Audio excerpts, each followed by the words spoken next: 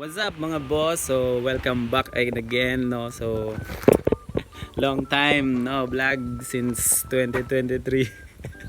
So nabisi tayo, nagkaroon tayo ng trabaho and hindi tayo nagkaroon ng mga time para mag-vlog, pero ngayon na medyo less ano naman yung gawain. So makakapag-vlog ulit tayo. Pero as you can see, naka-helmet pa ako, galing kami sa bayan, nag-change ako ng aking bagong motor. So, yan mga boss, papakita ko sa inyo itong bago kong motor. So, samahan niyo ako ngayon and may kakabit tayo yung nabili ko sa Shopee kahapon lang.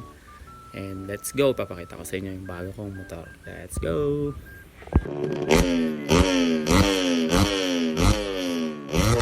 Mga boss, ayan na yung bago nating motor. Nakabili tayo ng bagong motor. Yamaha Aerox 155. Ayan.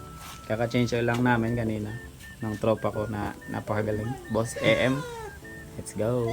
And may kakabit tayo mamaya sa kanya. Mga boss, nandito na si Boss AM. Nagkuha ng soldering iron natin para magagamit natin doon sa kakabit natin ngayong araw. So samahan nyo na lang kami ulit sa panibagong start ulit ng ating vlog no. So every Sunday mag-vlog kami ni Boss AM para tuloy-tuloy ulit yung vlog natin. So hindi ko mapakita sa inyo yung isa kong motor na hindi ko na update, pero na iba na yung kulay and na upgrade na din namin. So next Sunday na lang namin ipakita sa inyo. So ito na lang muna ipapakita natin yung gagawin natin sa bago nating motor. Let's go! Yan mga boss, nakabili tayo nitong Yamaha underseat organizer. Yan, ikakabit natin ngayon pang version 2 ng Yamaha Aerox. So gagawin natin siya ngayon mga boss, kasama si Boss AM. Boss AM. Yan. So ikakabit natin ngayon.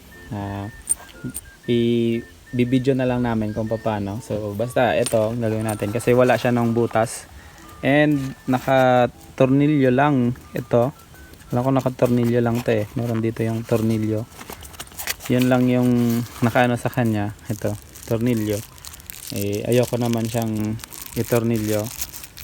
Kaya ang gagawin namin ngayon, gagawin namin ni Boss JM, pubutasan na lang namin dito na yung sakto lang yung butas.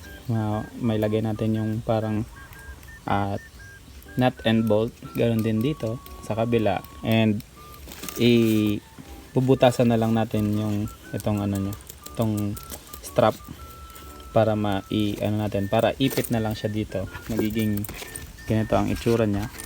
Yan, sabay nakaipit ng bolt and nuts dyan.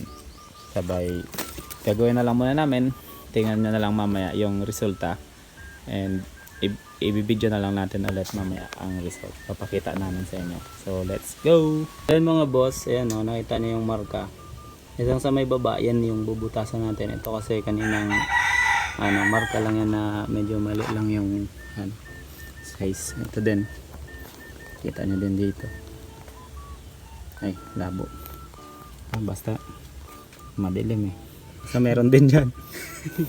Yan, nakikita nyo din dyan. Meron din yung dito banda. Mainit na siguro to. I-try natin na butasan ulit itong ano natin. Yan.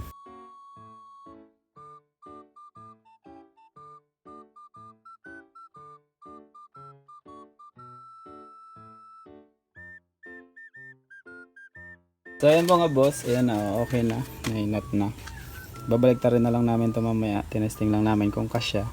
Yung butas, saktuhan lang dito sa laki na itong bolt na to. So saktuhan lang din siya, and mamaya igpitan na lang namin. Bubutasan na lang din namin yung strap ng bag. So i-update na lang namin kayo mamaya kung anong kakalabasan nito. Pero mas okay to kaysa yung yung ganito niya. Ayoko yung ganito, yung may tusok dito. Tutusok to dito eh. So hindi ko gusto yung ganon.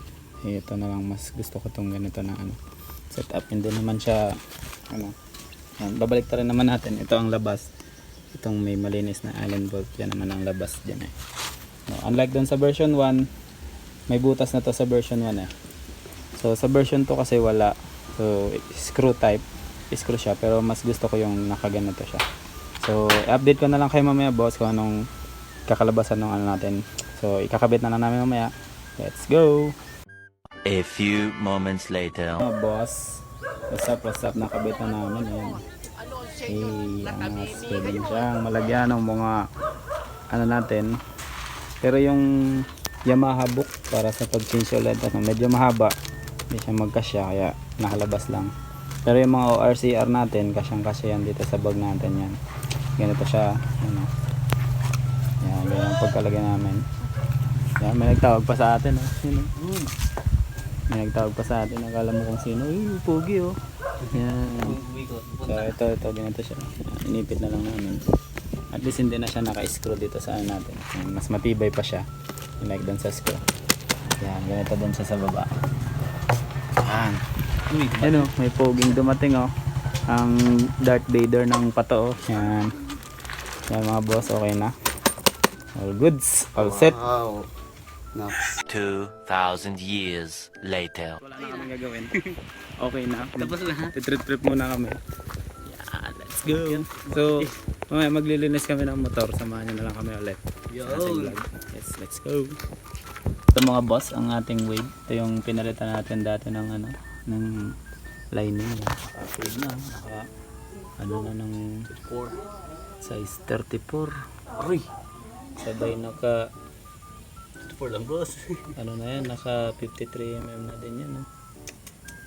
Sabay naka-cams ng ano, stage 2 Naka-spring. naka bulb spring. Grabe na to mga boss. Ano lang, tamang touring setup lang yan. Stock lang. Stock lang, kaya maglilinis kami mamaya. Hindi na nagagamit ng ating bossing ko ng daily. Ganda, oh. Tapos itong gulong niya, yan, kulay yellow yan dati. Yan, tinanggal niya lang gamit ang ano, ang yan, kita na yung shete, oh. Yan, kulay yellow yan dati. So tinanggal niya lang ng ano, ng strip sole. Kumanda naman, mas okay na ngayon tingnan. Yan, dali bossing. Isang kulay na lang, silver and black. Dati yellow eh, kaya medyo may pangatlong kulay pa. So, astig. Boss, pauwi muna ako. Lilinis na kami ng motor. And let's go. Kumala ng susi yung tropa natin. And One eternity later. pwede muna lang gawin yung tropa natin. Maghugas tayo ng motor ngayon. Meron pa namang naghugas. Antayin na lang natin matapos. Gugas na yung tropa natin. Yan. Ako nagtutuyo na lang ako. With guard. Tuyuin mo natin. Gawin natin na biyahe. Yan. Tapos na. Tanggal na ang mga putik-putik. Dito tuyuin ko lang. Let's go. No, waiting game na lang tayo sa tropa natin na nag-gugas. Wait nga. Yung akin nakatambay na. Yan yung tropa natin. Mangugas-ugas lang.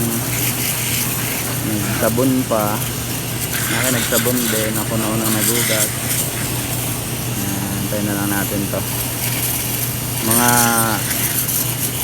2 minutes na lang to. Wow. Okay.